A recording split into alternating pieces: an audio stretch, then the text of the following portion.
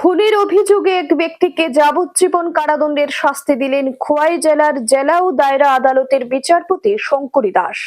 আদালতের সরকারি আইনজীবী অভিজিৎ ভট্টাচার্য জানিয়েছেন, 1999 সালে খোয়াই থানাধীন পূর্ব গনকি গ্রামের শ্রমিক কলোনির বাসিন্দা নিরঞ্জন দেবনাথকে ঘুমন্ত অবস্থায় দা দিয়ে কুপিয়ে হত্যা করা হয় তার বাড়িতে। ঘটনার পর থেকেই পলাতক ছিল এই হত্যাকাণ্ডের সঙ্গে জড়িত প্রতিবেশী যুবক দেবেন্দ্র কন্দ। 2020 সালে তাকে গ্রেফতার করে আদালতে তোলে পুলিশ।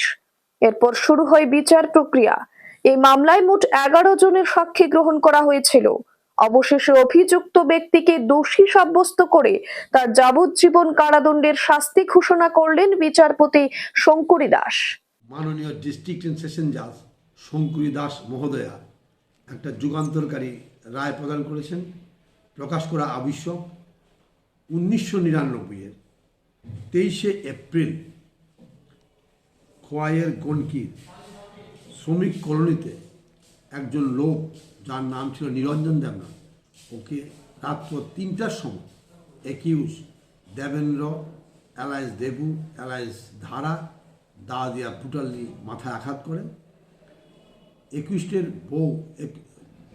ডিসিস্টের বউ ঝুমা দেবনাথ ও আওয়াজ শুনে ঘর থেকে বাইরে দেখে দেবেন্দ্র কন্দ দা নিয়ে দৌড়িয়ে চলে যাচ্ছে।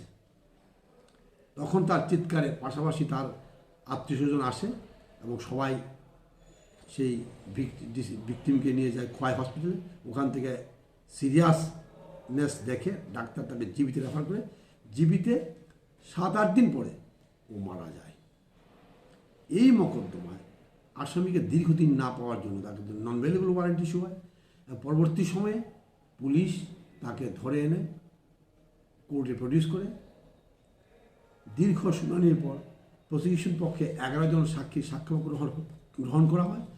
এই সাক্ষ্যপক্ষতে পরিষ্কার যে সে ওই সময় এই ঘটনা ঘটায়। এর পরিপ্রেক্ষিতে আজকে মাননীয় ডিস্ট্রিক্ট এন্ড সেশন জাজ মহোদয়া আসামি দেবেন্দ্র কন্দকে যাবজ্জীবন কারাদণ্ডে দণ্ডিত করেন। Bureau report, news daily Bharat.